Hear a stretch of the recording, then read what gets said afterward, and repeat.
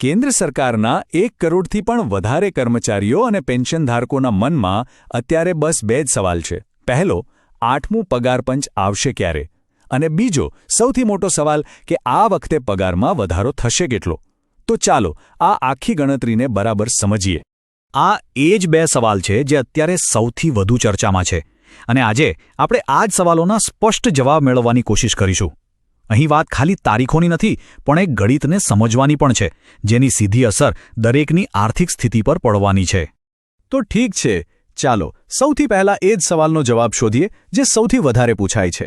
આ 8મું પગાર પંચ આખરે લાગુ ક્યારે થશે? કારણ કે આ સમયરેખા સમજવી એ સૌથી પહેલું અને સૌથી જરૂરી પગલું છે.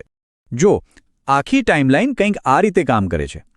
7મા પગાર પંચની મુદત 31 ડિસેમ્બર 2025ના રોજ પૂરી થાય છે. એ પછી 2026ના મધ્યભાગમાં જસ્ટિસ રંજના દેસાઈની આગેવાનીમાં નવું પંચ પોતાનું કામ શરૂ કરશે. સામાન્ય રીતે પંચને પોતાનો રિપોર્ટ તૈયાર કરવામાં લગભગ 18 મહિના જેટલો સમય લાગે છે. એટલે કે એપ્રિલ 2027 સુધીમાં રિપોર્ટ આવી જવાની પૂરી શક્યતા છે.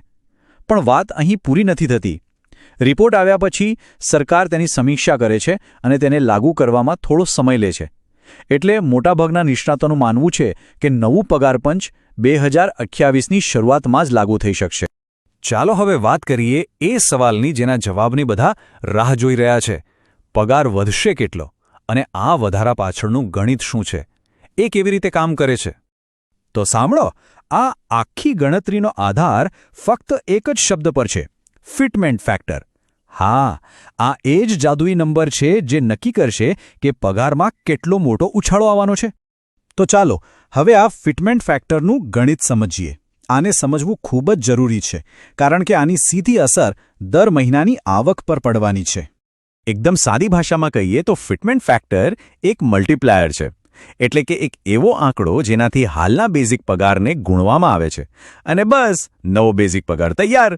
સીધું ગણિત છે. ફિટમેન્ટ ફેક્ટર જેટલું ઊંચું, પગાર વધારો પણ એટલો જ મોટો. ચાલો આને એક ઉદાહરણથી સમજીએ તો બધું જ સ્પષ્ટ થઈ જશે. ધારો કે કોઈ કર્મચારીનો હાલનું બેઝિક પગાર 18,000 રૂપિયા છે. હવે જો ફિટમેન્ટ ફેક્ટર 1.83 રાખવામાં આવે તો નવો બેઝિક પગાર લગભગ 32,940 રૂપિયા થઈ જશે. પણ જો સરકાર વધુ ઉદાર વલણ અપનાવે અને ફિટમેન્ટ ફેક્ટર 2.46 નક્કી કરે તો એ જ 18,000 રૂપિયાનો પગાર સીધો 44,280 રૂપિયા પર પહોંચી શકે છે. મતલબ કે દર મહિને ઓછામાં ઓછો 11,000 થી 12,000 રૂપિયાનો વધારો તો લગભગ પાક્કો જ છે. હવે વાર્તામાં એક જોરદાર ટ્વિસ્ટ છે. આપણે જે 2028ની વાત કરી એ વિલંબ ભલે નિરાશાજનક લાગે, પણ એમાં એક છુપાયેલો બમ્પર ફાયદો પણ છે. અને એ ફાયદાનું નામ છે એરિયર્સ. આનું મતલબ શું છે? મતલબ એ કે ભલે નવો પગાર હાથમાં 2028માં આવે, પણ એ લાગુ તો 1 જાન્યુઆરી 2026થી જ ગણાશે. અને આ જે વચ્ચેનો સમયગાળો છે એનું શું? એનું સરકાર એકસાથે પેમેન્ટ કરશે. આ ગણતરી બહુ જ સિમ્પલ છે. જો લાગુ થવાની તારીખ છે 1 જાન્યુઆરી 2026. હાથમાં પૈસા આવશે 2028ની શરૂઆતમાં. તો વચ્ચેનો સમયગાળો થયો લગભગ 24 મહિનાનો. એટલે બસ દર મહિને જેટલો પગાર વધ્યો હોય એને 24 વડે ગુણી નાખો. અને હવે જુઓ, એ આંકડો જે આ વિલંબને ફાયદાકારક બનાવે છે.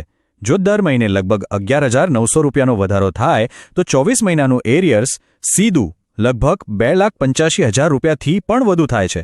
મતલબ કે જે કર્મચારીઓનો પગાર સૌથી ઓછો છે એમને પણ એકસાથે લગભગ 3 લાખ રૂપિયા મળી શકે છે. આ બહુ મોટી રકમ કહેવાય.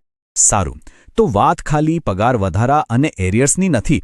પગાર પંચ આના સિવાય પણ બીજી ઘણી બાબતો પર ધ્યાન આપશે. તો ચાલો એના પર પણ એક નજર કરી લઈએ. જુઓ, પંચનો રિપોર્ટ ખાલી બેઝિક સેલરી વિશે નહીં હોય. એમાં હાઉસ રેન્ટ અલાઉન્સ એટલે કે HRA, ટ્રાવેલ અલાઉન્સ એટલે કે TA અને ગ્રેચ્યુટીના નિયમોમાં પણ ફેરફારની ભલામણો હશે. અને હા, એક બહુ જ જરૂરી વાત, જ્યાં સુધી આ નવા નિયમો લાગુ ન થાય ત્યાં સુધી મોંઘવારી ભથ્થું એટલે કે DA અને DR જે રીતે અત્યારે મળે છે એ જ રીતે ચાલુ રહેશે.